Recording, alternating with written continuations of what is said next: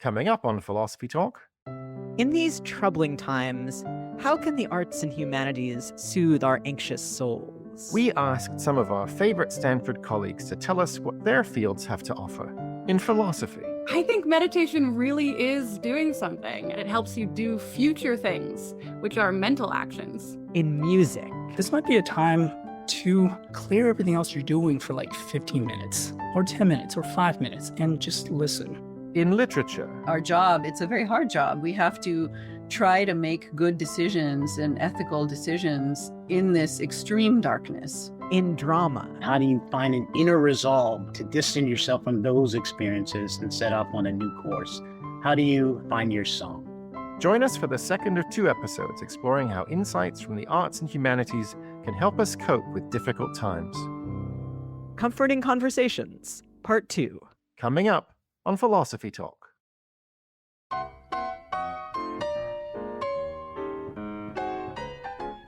Welcome to Philosophy Talk, the program that questions everything. Except your intelligence. I'm Ray Briggs. And I'm Josh Landy. We're coming to you from our respective shelters in place via the studios of KALW San Francisco. Continuing conversations that begin at Philosopher's Corner on the Stanford campus, where I teach philosophy and Josh directs the Philosophy and Literature Initiative.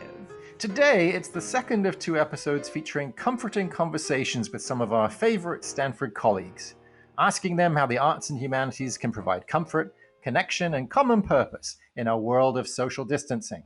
Our first installment focused on stories and storytelling. Today, we'll talk about another novel, but also about music, theater, even meditation. Of course, this is not to say that comfort is the only thing the humanities can do. Right. Moral philosophy tells us how to treat our neighbors and fellow citizens. And political philosophy tells us we should be holding our elected officials responsible and demanding more from them. Yeah, and shout out to discourse analysis for explaining why we should not use the language of war when we're talking about a pandemic. But even when we're fighting the good fight... Hey! Excuse me. Even when we're doing the right thing, we might need something else to keep us going. How about a little music, for example?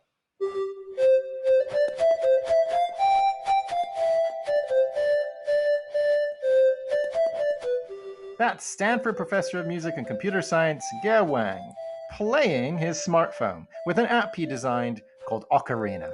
Go works at the Center for Computer Research in Music and Acoustics, or CARMA for short, where he builds musical instruments, games, and social experiences.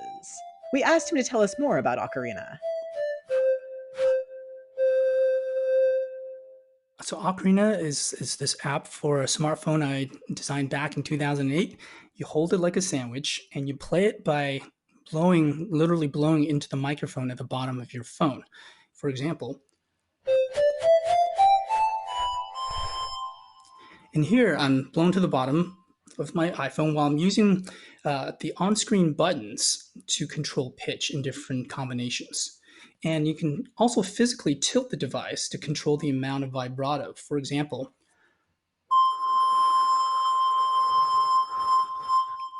so there, that's me actually holding the phone flat and then gradually tilting it into a vertical position. And that changes the amount of vibrato that's applied to the sound, which is actually generated live in the app. You know, one of the things I love about this, I mean, not just how wonderful it is to have this musical instrument, a sophisticated musical instrument at your fingertips, but also the fact that it can connect you to people around the world. Can you tell us a little bit about that aspect of its functionality? Yes. So in the same app, you can actually listen to other people blow into their phones from around the world. And there's this globe visualization.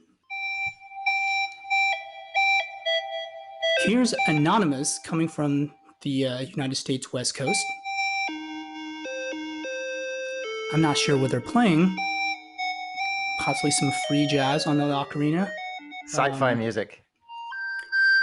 This is from Hawaii.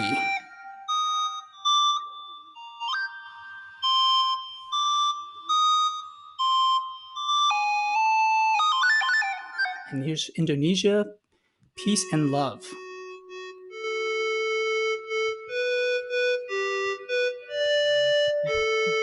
Ha.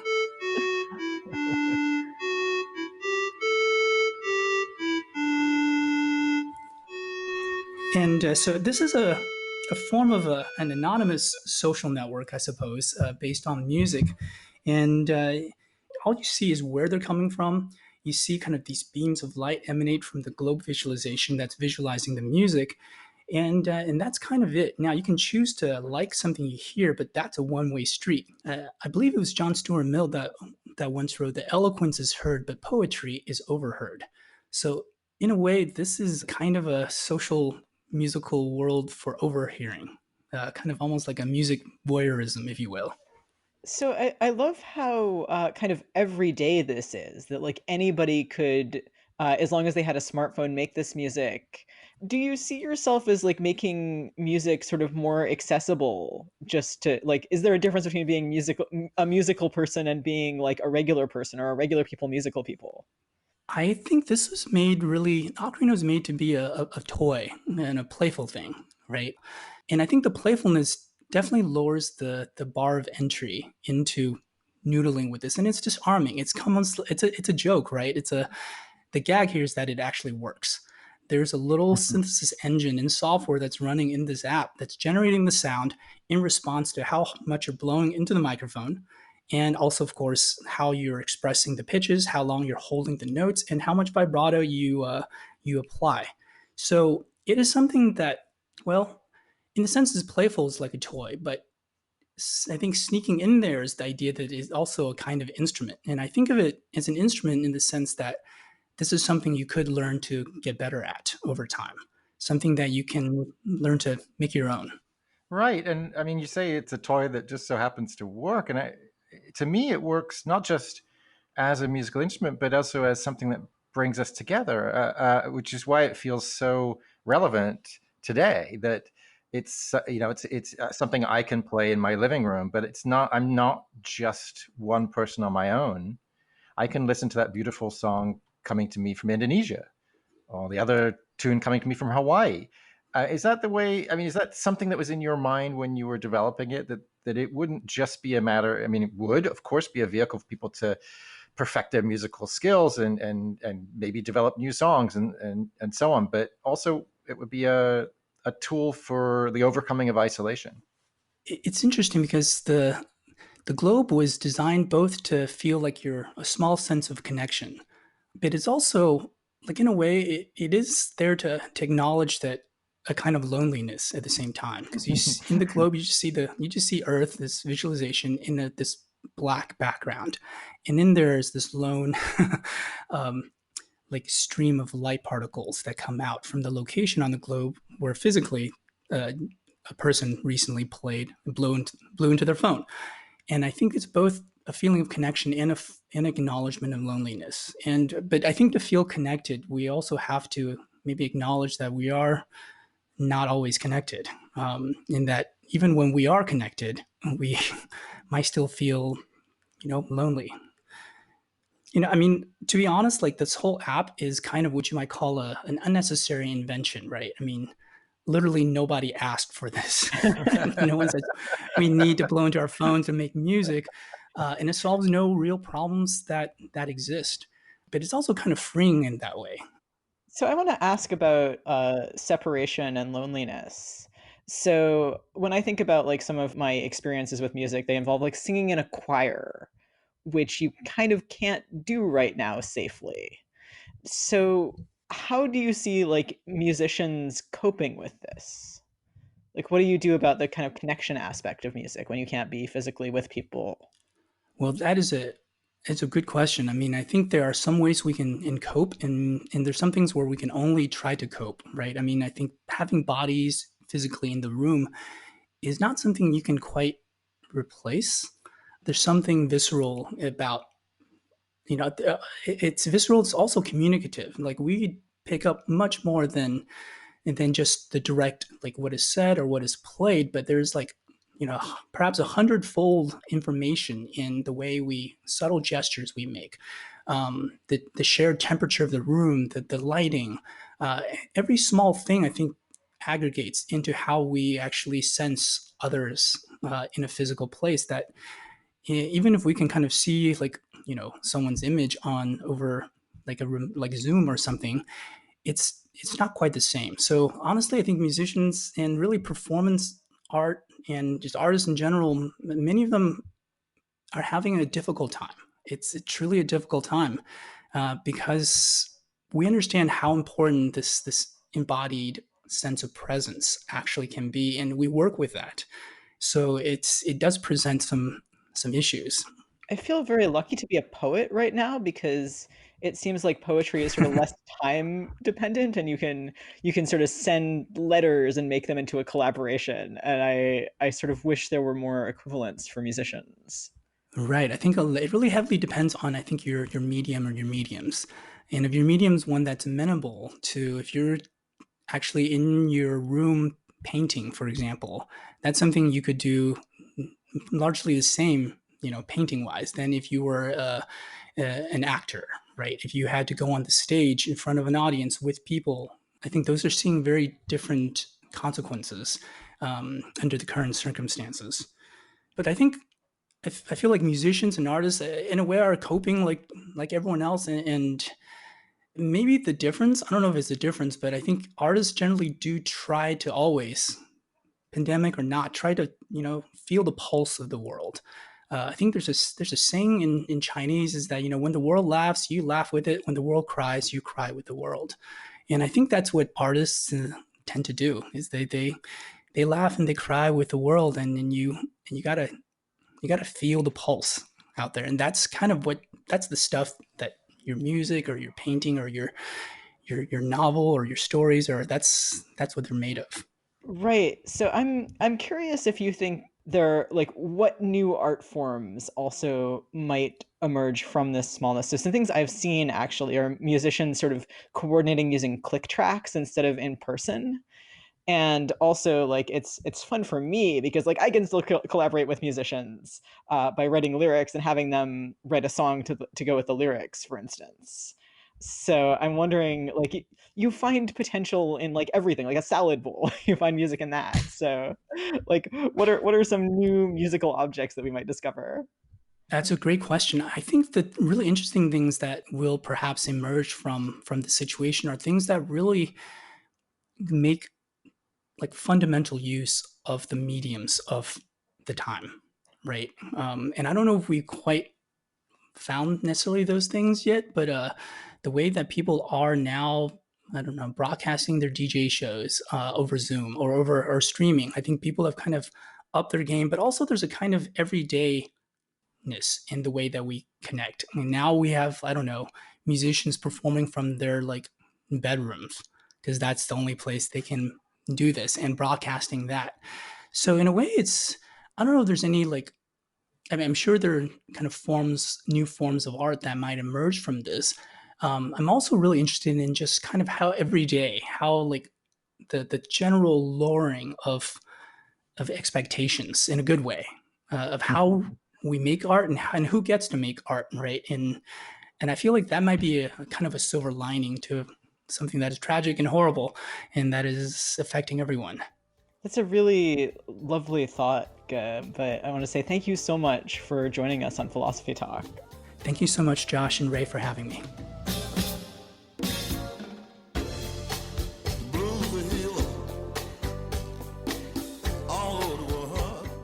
Wang, Professor of Music and Computer Science at Stanford, on music as a healer. You're listening to Philosophy Talk. Today we're thinking about how the arts and humanities can keep us creative and connected in troubling times. Coming up, we'll hear from scholars in philosophy, theater, and literature about meditation and mental action, the politics of plague in 17th century Italy, and a play that brings people together. More comforting conversations with our colleagues when Philosophy Talk continues.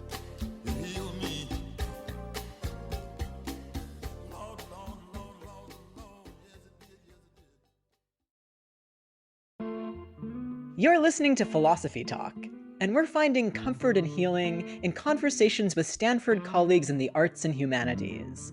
I'm Ray Briggs, here with my colleague Josh Landy. We're joined now by Laura Wittman, Professor of French and Italian at Stanford, and author of The Tomb of the Unknown Soldier, Modern Mourning and the Reinvention of the Mystical Body. Laura, welcome to Philosophy Talk. Thank you. It's very fun to be here. So, Laura, you wanted to talk to us about Alessandro Manzoni's novel, The Betrothed. Can you start by telling us a bit about why you chose this book in particular? Well, I picked it because one of the central events in it is a plague that devastated the city of Milan in Lombardy in the 17th century. So, the very same area where we had coronavirus recently. And this event was for Manzoni, as when he wrote the novel, it was a 200-year-old event. And so he was thinking about what does the plague mean 200 years later? So I thought that would be interesting for us to think about. What do you think's the relevance to Manzoni writing in the 19th century of this plague from the 17th century? He saw himself as writing the first historical novel for Italy as a nation, which didn't exist yet when he was writing in the 1820s, 1830s. So he was aspiring to an Italian nation, and he thought that a historical novel would be important to having a unified Italian culture.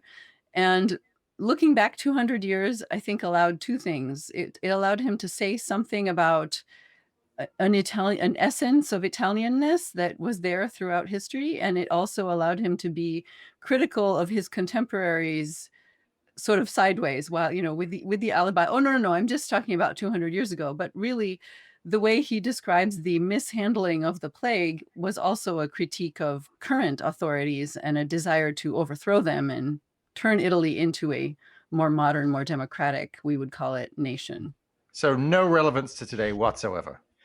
Oh, not at all. Yeah, absolutely. So I'm curious about choosing a plague as sort of your unifying image, just because, like, as you mentioned, a plague seems like very divisive and very easy for the authorities to mismanage. So the plot of this quite long historical novel concerns these two young peasants who are in love, and they are betrothed, the betrothed of the title, and they really want to get married. And they can't because a local nobleman falls in love with Lucia, the female protagonist, and prevents her marriage to Renzo by intimidating the local priest. And so Renzo and Lucia run away and they get separated. They have all these adventures, including they both encounter the plague and ultimately are reunited in the midst of the plague in Milan.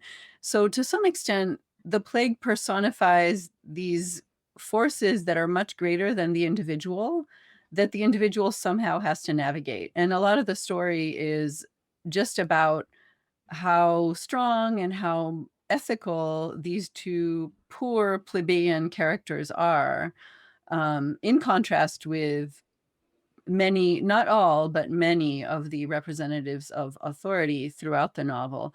They're very romantic era representatives of Italy, these kind of modest peasants who ultimately embody a lot more fortitude than many of the noble people around them. And the plague is something that they managed to navigate relatively well. That novel does have a romantic feeling to it, not uncoincidentally, given when it's written, this feeling of us against society, right? Either the heroic individual against society, or in this case, a heroic, virtuous couple up against society. Mhm. You've got, the legal systems are corrupt, and the power structures are corrupt, and the church, at least in some of its areas, is corrupt. But the heroic couple holds out. Does it strike you that this novel proceeds from a vision of the world in which there's just no point in trying to reform human institutions because they're just infinitely corruptible, and we should just kind of do what we can as individuals and couples? Or do you think there's a hope around the corner? Maybe we can make things better at the level of institutions. You're getting to the core of something Manzoni himself was not entirely sure of. I think he wanted to have faith in institutional change, yet found himself writing a novel about these two characters who, at the very end, the last paragraph actually concludes that crises or misfortunes can happen from causes independent of ourselves. The most innocent suffer, et cetera, et cetera. Trust in God softens them and renders them useful in preparing us for a better life. So that's the conclusion is very individualistic. It's very much about the individual moral fortitude in the face of suffering. I do think that as a whole, though, the novel does critique institutions that don't understand human behavior well. So I think that's where you can look at more of the details of the plague chapters and really see that Manzoni also wanted to be a kind of analyst of how crowds work and how power works. And I think a critic, to the degree that critique can help create better institutions. I would say that he despaired of the historical novel as a genre being the way to change institutions. This was the last historical novel he wrote, as well as the first. And he wrote specifically that he felt that it didn't go into political reform and his changing the course of history from an institutional perspective. So, Laura, I'm really struck by that last passage you read from the end of the novel. Just how it paints suffering as this great redemptive thing in the lives of these characters that enables them to be noble. And I'm wondering, does the book have like a coherent take on the value of suffering that comes from sort of natural disasters? Is it sort of a religiously significant thing that's given to you by God so that you can be noble? Is it just some random awfulness? What is the answer? Liz Manzoni has answered that question. I think one important sort of moment that addresses this question of, is there a hand of God here that is justifying all this, that makes this suffering meaningful, is the moment. Of course, it's a very climactic moment when Renzo and Lucia, after hundreds and hundreds of pages of being separated, are finally reunited. And he finds her in the sick hospital, the Lazzaretto of Milan, that was set up in the midst of the plague to accommodate all the thousands and thousands of people who were sick. And he finds her, and instead of, being completely overjoyed to see him, she's tearful and unhappy. And he finds out that during her adventures, she promised the Virgin Mary that if Renzo survived, she would give him up. She would not marry him. She would stay a virgin. So she made this vow. And this is terrible because now he's fine, but they can't get married. And the modest, humble priest who has been helping them also miraculously appears to be in the same spot.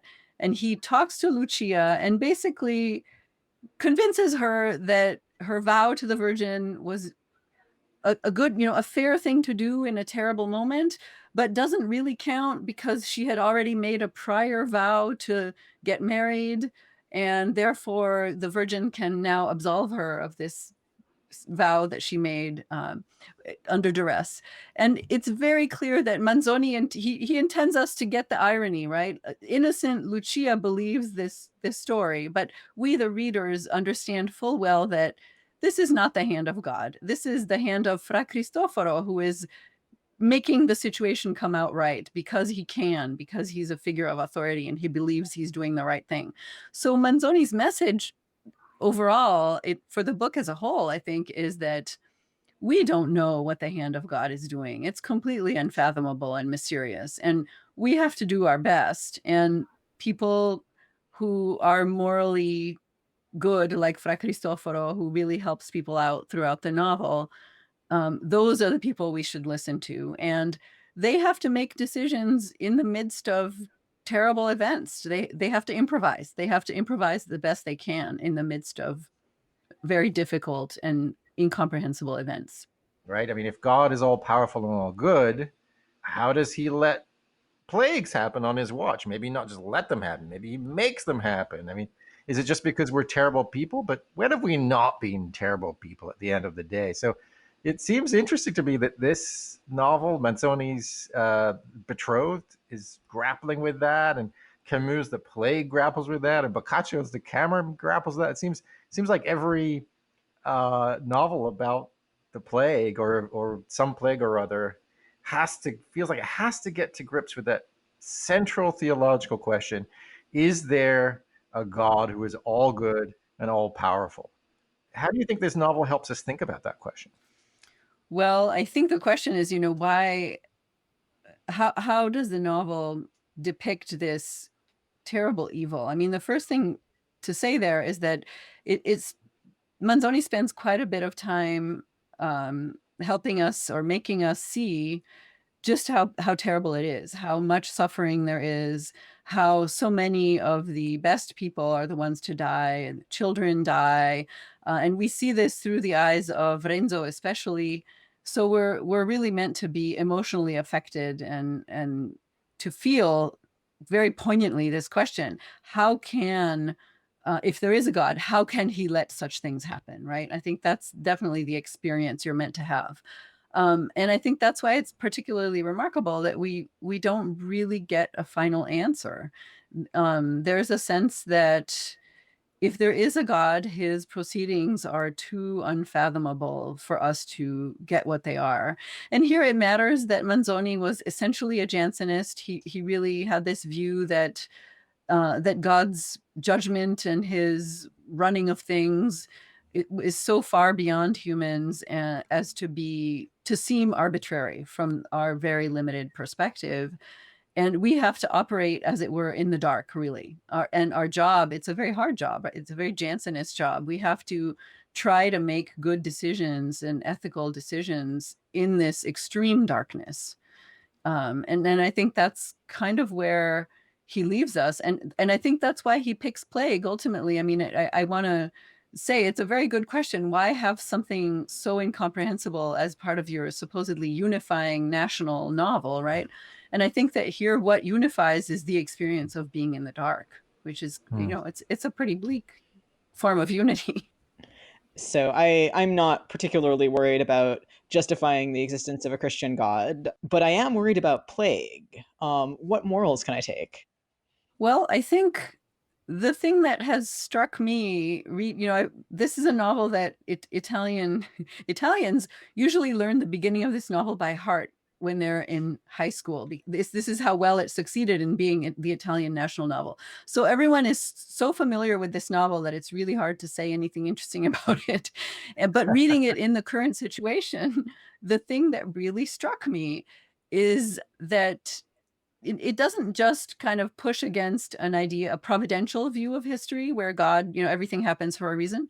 It also pushes back against a historicist view where we take actions in view of a certain direction that we think history should be taking.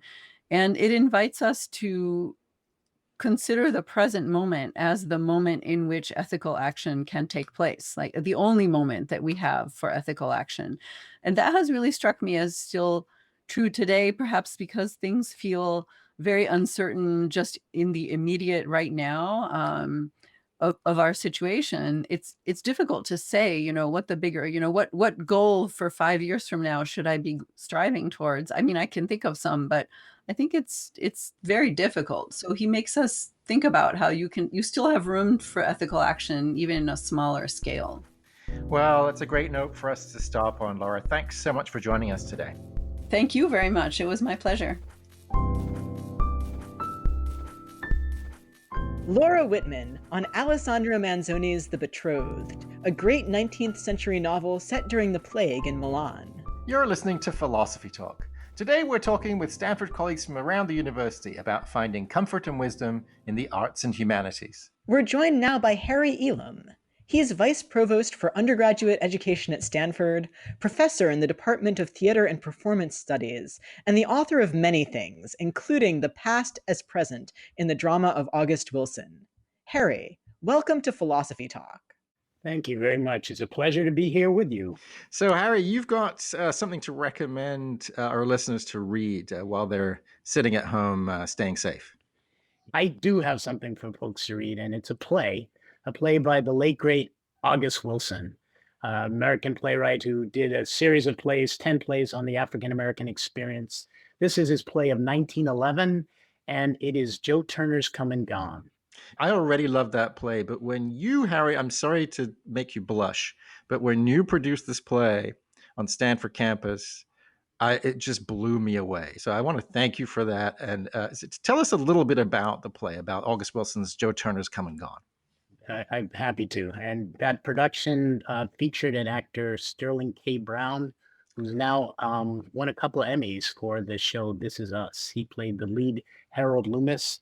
And the play is about Harold Loomis's journey and what happens to him as he looks for his wife. He was held in servitude back in 1911 by Joe Turner, the brother of the governor of the state of Tennessee, Pete Turner. and he held black men in servitude for a matter of years and then released them. And Harold, once being released, is looking for his wife, who he has been separated from, and he goes in search for 4 years of her with his daughter. So it's a metaphor for all that's left over in terms of slavery, the trauma of slavery, the isolation that happened in slavery, the dislocation from anything that happened in slavery. And the question for Wilson is, how do you make peace with all that? And how do you find an inner resolve within yourself to distance yourself from those experiences and set off on a new course? How do you, in the way Wilson puts it, find your song? What is that? What do you think that could mean for us today, all sitting in our little splendid solitudes, one from the other? I think it means, how do you find space to find space for yourself, to think, outside of what the work you have to do or outside of all the other things you have to do around family. Where's that space to really, that you can sing and find that sense of self, and really it's not in a sense that you're doing away with your relationships with other people or your work, but it's finding that peace, that inner peace, that you need to continue on. So for the end of the play, Harold Loomis walks out, and it's an interesting scene that he walks out with this great new sense of self-determination into this. And one of his characters, Bynum says, "You're shining like new money," as he walks out. So how do we find that sense? How can we shine as we find ourselves? So, Harry, I think that that's a beautiful statement of an ideal, but I'm wondering what people do if they don't have sort of the space for splendid solitude or to find inner peace. So, what if you're an essential worker who's just being run off your feet right now?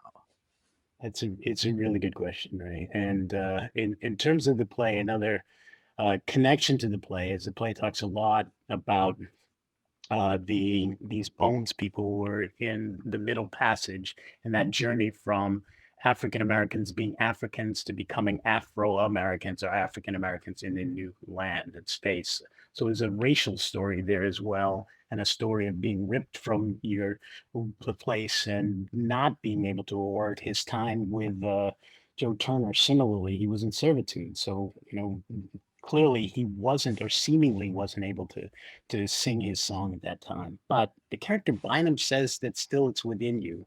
You've got it. All you've got to do is figure out how to get it out, how to sing it. And it's an interesting relationship between Harold and Bynum. I mean, and so that sense, there's a couple of moments that they have that's almost a call and response, like you'd find in a black church.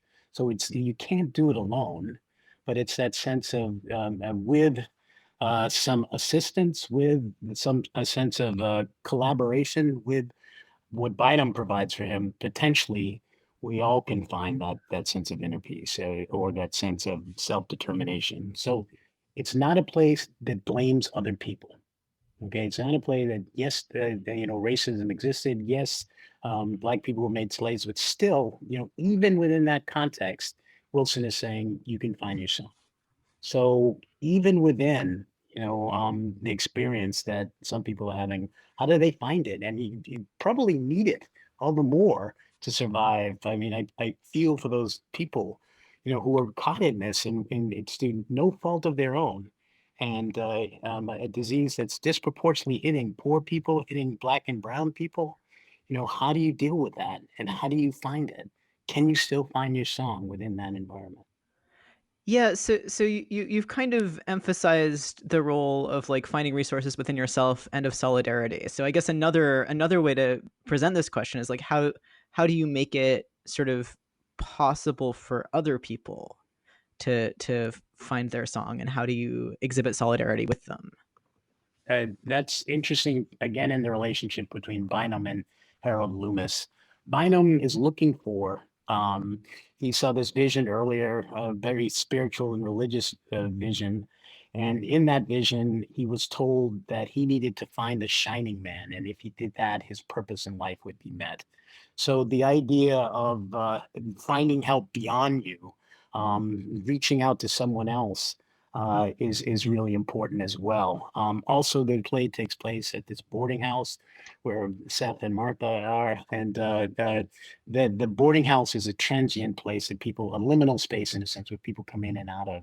But that sense of finding community there and finding a richness, even though you might have very little to make life of, is important as well. So the sense of community, the sense of this shared and reciprocal relationship that happens between Bynum and Harold is really important.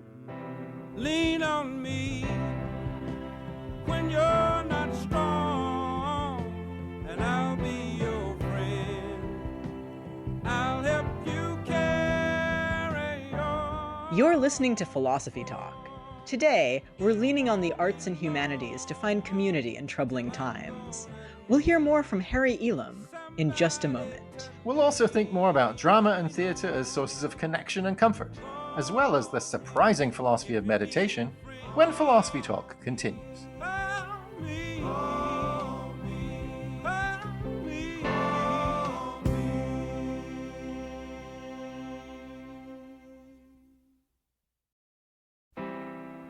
Welcome back. I'm Ray Briggs, and this is Philosophy Talk, the program that questions everything.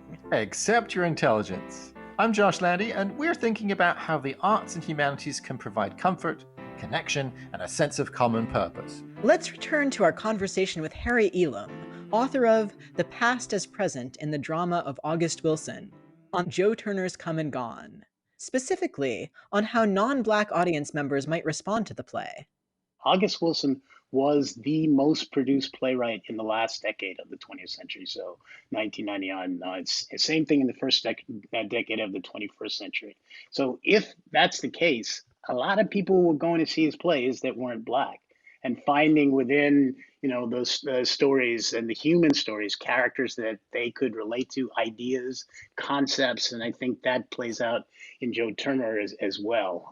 And the spiritual dynamic of the play is really interesting. It's a play famously that back in the honeymoon phase of his presidential experience, his first year as president, Barack Obama went up to New York on a date night with his wife to see Joe Turner's Come and Gone in a revival production of it. So that also brought an audience to the play. And interesting that production, one of the more celebrated, was directed by a white director. So within the dynamics of his finding something that's particular about Black people in 1911 in Pittsburgh is something that he hopes has cross-cultural resonance to an audience that's broader than that. So you've been talking beautifully about the play's theme of isolation and community, about how slavery isolated slaves one from the other, including in the context of this play, Harold Loomis from his wife. But it's interesting that the play isn't just about that. It seems as though it's kind of bringing people together. I mean, there's that lovely scene of the juba, the call and response dance within the play, where all these disparate people with different interests and ambitions and desires and fears all come together in this shared celebration. And I wonder if the play itself isn't kind of doing the same thing. Here we all are, audience members, even readers of the script, coming together, overcoming our isolation and joining forces. Yes, I think that is the message. And I think that's why Harold needs to be understood not as a singular character. Yes, as Ray put it, he suffered this historic trauma, and the trauma of history is on his back. But it's something that in this final scene, in the climactic moment, he takes a knife and he cuts across his chest. His wife has been imploring him to come back to Christ, to Jesus. And he says, I don't need anybody to bleed for me. I bleed for myself.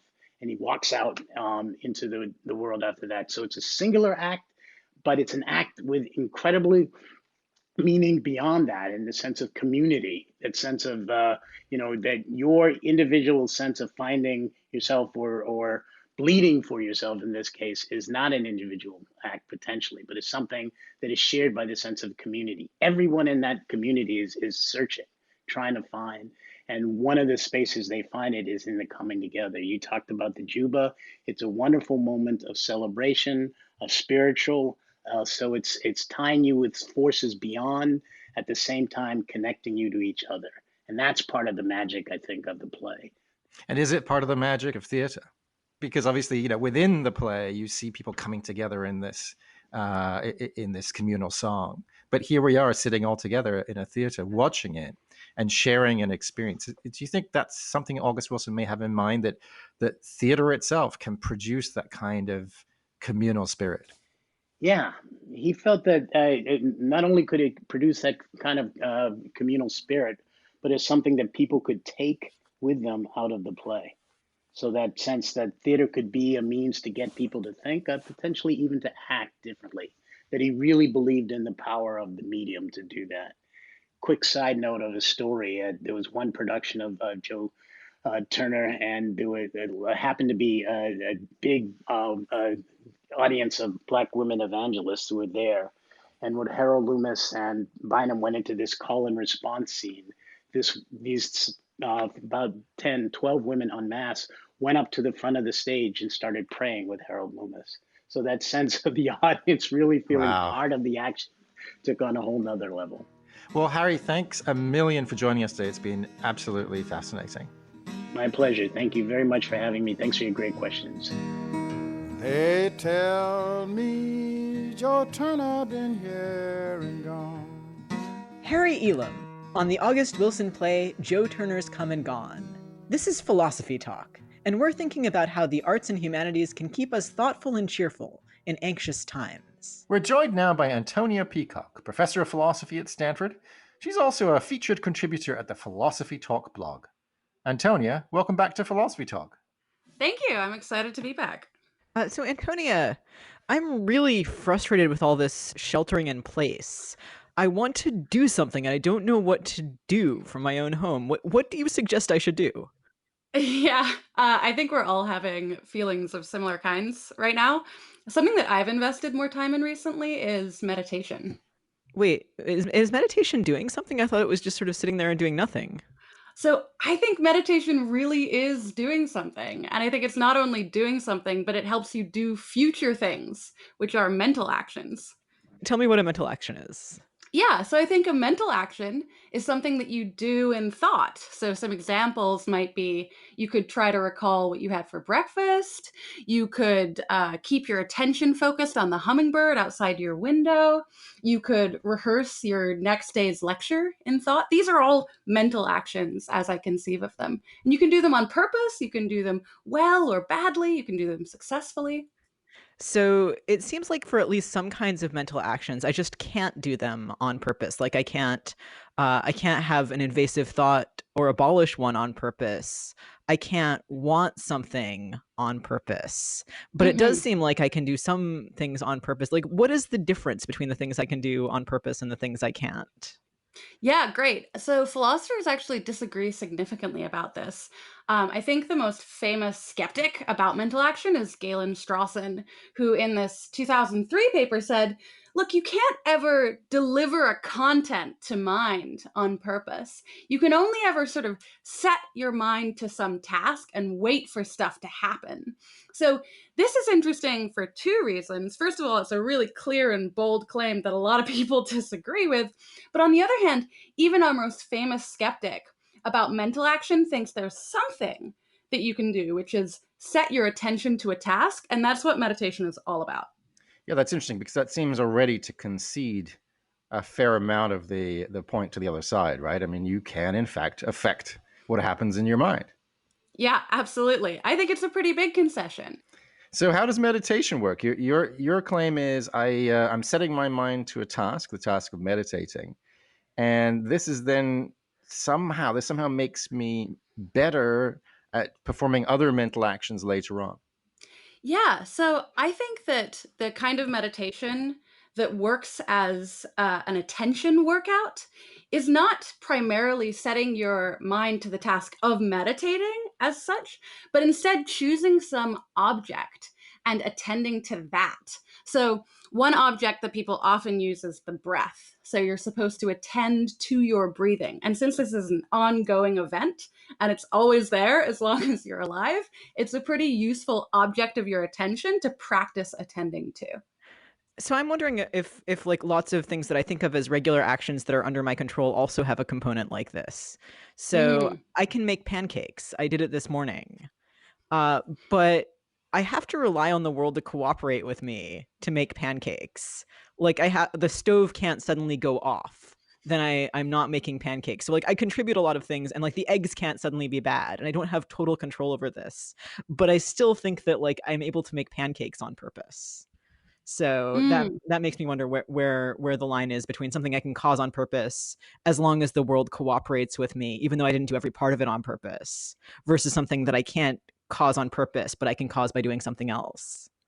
Totally. Well, Ray, I think your examples from earlier are helpful in this regard, because we want to think about whether your role in some event, when that involves monitoring how things are going and adjusting in response to errors, like you see this egg is bad, so you pick up a different one, or when you flipped this pancake, it fell on the floor, so you pour more batter into the pan, right?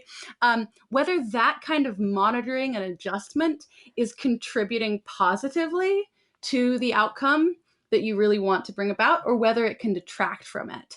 So if the case of happiness is like this, that if you monitored and you tried to control and you were constantly on task for trying to make yourself happy, that would be sort of deleterious to the end rather than helpful. Then you might think becoming happy is not an action. But look, my pancake thing, there my monitoring was really contributing positively to bringing about the good pancake-based end. So I know how to teach somebody to make pancakes because I can point to things outside of myself. So I'm like, here's the pan, here are the eggs, here's the mixing bowl. And I can sort of guide them through the actions, which involve things that we can both see. With meditation, like if you're trying to teach somebody to meditate, you're trying to teach them to direct their attention. And you can't see their attention, and they can't see your attention. So how is it possible to teach somebody to perform a mental action rather than an action on like a shared physical object? I think this is both a tricky philosophical question and a tricky question that faces us in actual practice, right? Something we have to figure out how to do if we're going to guide people through meditation. So, one thing to note here is that the very notion of attention might not be something that you could teach somebody who didn't already have this understanding, right? William James is often cited as one of the early psychologists who wrote a lot about meditation. And even what he said here was, everyone knows what attention is, right? He didn't try to define it in other terms. He just said, you know what I mean.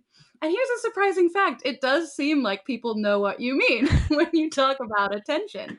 So you might think that there's already something that everybody does and has ways of doing. And what meditation is a focusing down of that task. Here's how I think about guides to meditation. Your attention can be self-directed. Sometimes psychologists call this endogenous attention, or it can be grabbed by something outside of you. This is called exogenous attention. And one thing that meditation teachers can do is they can exogenously direct your attention, say, hey, wait a second, are you still focusing on your breath? That can, in fact, bring your attention back to your breath. So you get a sense of what it feels like to have that effect come about, to have your attention redirected. And then you can take the guide wheels off gradually and start to do that endogenously, or start to do it yourself. So I'm wondering if at a time when we're all sort of physically isolated from each other, it becomes more important to focus on mental action, and if mental action can sort of get us goods that are maybe harder to get through physical action right now. Yeah, that was my thought. I think one nice thing about meditation is that it's best to do it by yourself, and that it has these results that help you out in isolation. So, not only distraction, I think distraction is a big problem when you're working from home, but there's also something Proust talked about, the anesthetic effect of familiarity. So you might think, look, when I'm just sitting in the same room for days on end, the world outside of my body starts to fade into my attentional background, right? I'm just not even paying attention. And that can be really boring and stifling. Proust actually thought it was really comforting, but set that aside. I actually think that another nice effect of meditation is that it helps you think, what else is there to attend to here? And then you can do that on purpose better. So you start noticing things in your otherwise boring rooms and apartment that you might not have otherwise. So suddenly the dirty dishes in the sink are really apparent to me. This is the benefit of meditation. That's what you're saying, Antonia? Yep, that's the whole advertisement. Do the dishes. Should have cleaned up after I made pancakes. Oh my goodness. Antonia, it was really wonderful getting to talk to you. Thank you so much for joining us on Philosophy Talk. Thanks so much for having me. It's almost like an in-person conversation. Pancakes for one are always depressing because having breakfast with you was such fun. Antonia Peacocke on the surprising philosophy of meditation. You can hear the unedited version of our conversation with Antonia and all of our conversations from today at our website, philosophytalk.org. We hope these conversations have been at least a little comforting, a sort of tonic for the troops. Hey, I thought you said this wasn't a war? All right. We hope these conversations have kept your spirits up. Much better metaphor. That reminds me, isn't it time for a drink? Gotta be 6 o'clock somewhere. Bottoms up. Philosophy Talk is a presentation of KALW, local public radio San Francisco, and the trustees of Leland Stanford Junior University, copyright 2020. Our executive producer is Tina Pamantuan. The senior producer is Devin Strolovich. Laura McGuire is our director of research. Cindy Prince-Baum is our director of marketing. Thanks also to Merle Kessler, Angela Johnston, and Lauren Schechter. Support for Philosophy Talk comes from various groups at Stanford University and from the partners at our online community of thinkers. The views expressed, or misexpressed, on this program did not necessarily represent the opinions of Stanford University or of our other funders. Not even when they're true and reasonable. The conversation continues on our website, philosophytalk.org, where you too can become a partner in our community of thinkers. I'm Josh Landy. And I'm Ray Briggs. Thank you for listening. And thank you for thinking.